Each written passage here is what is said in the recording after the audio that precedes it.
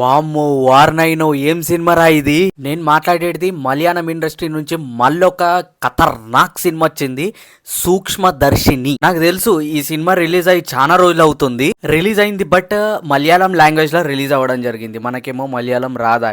So ఇప్పుడు Telugu version లో Disney Hotstar లో ఇది ప్లే అవుతుంది. సో తెలుగులోనే చూడడం జరిగింది. మూవీ ఎలా ఉంది రివ్యూలో ఫటాఫట్ డిస్కస్ చేద్దాం. సూక్ష్మదర్శిని ఎప్పుడైతే మూవీ రిలీజ్ అయిందో అప్పటి నుంచే మౌత్ టాక్ అంటూ ఒకటి ఉంటుంది కదా, అది పాజిటివ్ వచ్చేసింది.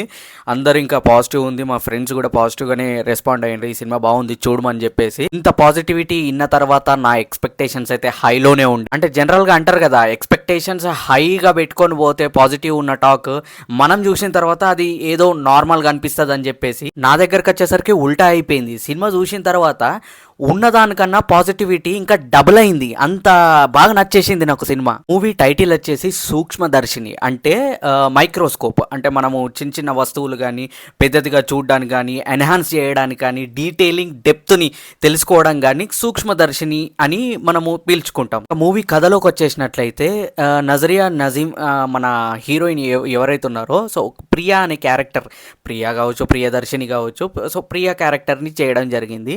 సో ఈమె ఏంటంటే మనకి చాలా సూక్ష్మదర్శిని అనే డివైస్, మైక్రోస్కోప్ డివైస్ ఎట్లయితే వర్క్ అవుతుందో, సో అట్లాంటి క్యారెక్టర్ ఇందులో ఎస్టాబ్లిష్ చేయడం జరిగింది. అంటే మనకి బాగా సూక్ష్మంగా చూసే విధంగా ఏదైనా అది టాపిక్ తీసుకోండి.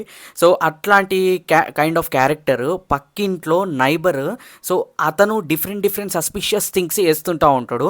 సో ఆయన మీద అబ్జర్వేషన్ ఏ విధంగా చేసింది, ఆయన ఏం చేసేవాడు, ఆమె అబ్జర్వ్ చేస్తున్న సమయంలో ఎటువంటి కాన్సిక్వెన్సెస్ ఆ నైబర్ నుంచి ఫేస్ అయిందో అనేదే మీరు మూవీలో చూస్తారు. లిటరల్లీ స్క్రీన్ ప్లే ఎంత టైట్ ఉందంటే పక్కన ఎవడన్నా మామ అని పిలుస్తుంటా ఉంటే ఏ ఉండ్రా అని సీన్ మిస్ అయిపోతుంది అనే ఒక టెన్షన్ మనకి ఈ మూవీ చూస్తుంటా కొద్దిగా ఆ థ్రిల్నెస్ అనేది మనం ఎక్స్పీరియన్స్ అవుతాం. కంటిన్యూస్లీ మనం మూవీ చూస్తుంటా ఉంటే మన మైండ్ థింక్ చేస్తూ ఉంటుంది, అంటే మూవీలో ఏం జరుగుతుంది, అసలు ఏం జరుగుతుంది అనే ఒక క్వశ్చన్ మార్క్ అయితే మనకు వస్తుంది. స్టార్టింగ్ నుంచి ఎండ్ వరకు ప్రతి క్వశ్చన్స్ కి ఆన్సర్ అనేది క్లైమాక్స్ లోనే దొరుకుతుంది. ఎంత ఆలోచించినా కానీ మన మైండ్కి అయితే అసలు తట్టదు.